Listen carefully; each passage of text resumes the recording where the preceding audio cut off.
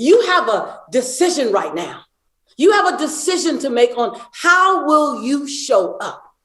How will you show up? Will you take that leap? And you got full choice. That's the power of choice, that it's all yours. Will you take that leap and jump in to a new direction, a new possibility, a new opportunity that, by the way, comes with a new discomfort, comes with new challenges, comes with all of that. It all comes.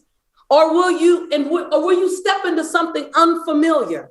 Most people are more committed, write this down, to a familiar discomfort than they are to a new unfamiliar possibility. I'll say it again.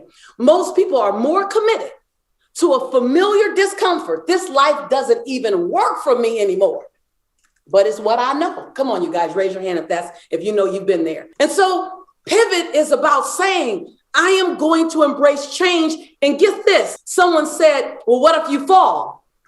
Well, let me just tell you this. You're not living life, and write this down. Somebody came for this. You are not living life trying to avoid falling. Most people talk about my success as if I was successful the first time. See, the difference is I failed more than most because I've leaped more than most. And at some point, I took flight. At some point, if you do it over and over and over again, something's going to happen, because every time you take that leap, you take the leap with the information you learned from the last time you failed. Hello, someone type in chat. I got it. You can fail, just fail forward. Every single time, my best lessons came out of something that I had to say, ouch, that hurt me financially. And oh, by the way, my mistakes now are 6 and 7 figure mistakes. And they often require several attorneys, just for the record.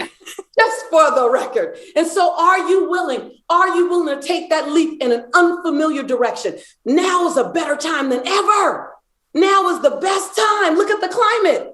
All rules are off. Nothing mattered. Nothing is the same. So you get to recreate it all whatever way you want it. But you can't do it without taking risks. Why? My grandmother says, because your conviction and your convenience don't live on the same block. Ooh, somebody came for that. Type in, check the name if you came for that. You came for that. You're not here to pick up everything. You're here to pick up your thing. Your thing, Esmeralda. Your thing, Miriam. Your thing, Aaron. Your thing, Anna. What's your thing? Are you willing to be mildly inconvenienced for your new possibility? Are you willing? Answer me in chat. Y'all talk to me. Are you willing to be moderately inconvenienced for your new possibility? Are you willing to be majorly inconvenienced? Because if you want to be convenienced and have extraordinary and pivot, oh, that ain't happening. But if you're willing to be sold out, someone type in chat, sold out on the woman you're becoming, sold out on the man you're becoming. I knew that being born and raised in South Central LA was my opportunity. That was my foundation, but that wasn't my destination. I knew being on government assistance was my temporary circumstances. It wasn't my long-term destination. I knew that. I knew that being emotionally uncomfortable with myself, that was a part of the journey. It wasn't the end of my journey. I knew that being broken, that was my address, but it wasn't where I was going to end up. What about you? I stopped by to touch your soul. I stopped by to stir your soul. I stopped by to make it uncomfortable for you to play small on yourself. I stopped by to acknowledge and to give juice and to give some exhilaration to your pivot. Your pivot is necessary, because what you don't want to do is get to the end of your life. I just had the pleasure of giving my grandmother her transition party.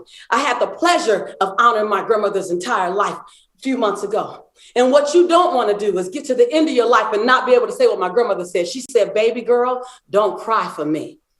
I did it all. I did everything that I wanted to do, baby girl. I couldn't even mourn the way everyone else was mourning, because I knew what everyone else didn't know. I had the conversation with them. So what you want to do is you want to get to the end of your life and you want to look back that time of your life when you're sitting down and you're reflecting on how you played, and you want to say, I played big. Oh, I got bruises everywhere for how big I played. Oh yeah, I ran and I leaped. I fell a little bit, but guess what? I trusted my get up. I trusted my get up. And every time I ran and I leaped and I fell, I got up again. But let me tell you the story about running and leaping and how good it felt. Let me tell you the story about when I took flight. Let me tell you the story about the lesson I learned. And then you sit in your rocking chair, looking back at your life and saying, man, I got no regrets. Because your job right now is to protect the future memories of yourself. Ooh. Your job right now is to protect the future memories of yourself. When I had an opportunity in 2021 and in 2022 to jump and pivot, did I jump and pivot or did I sit on the sidelines and hope that somebody played my game well for me? Did I drive the car of my own life, my own vision, or did I sit in the passenger seat and hope that somebody else driving doesn't hit a wall with my life? Oh, come on. I'm just stopping by to ask you, are you willing? Are you willing? I had to pivot. And when I pivoted, I had to pivot over my fear. I had to pivot over my fear of judgment. I had to pivot over my fear of failure. I'm not without any of those same things. My fear of being seen. Here I wanted to inspire the world, but yet I was still nervous of being seen because I thought if the light shined too brightly on me, you might see my imperfections. Hello. Anybody there? Raise your hand. And then I realized, hold on, that if I didn't have imperfections, I wouldn't be a fit for you. Because if I was trying to touch perfect people, how can I, in my imperfection, be of any value to an imperfect person? Then I realized, wait a minute, it's not my perfection that they're looking for. It's that my willingness to navigate over my imperfection that they want to know about. To my brother Dean's point. And so it's in your imperfection. It's in your bounce back. It's in your navigation. It's in the hardest days you've had that you are perfect for such a time as this.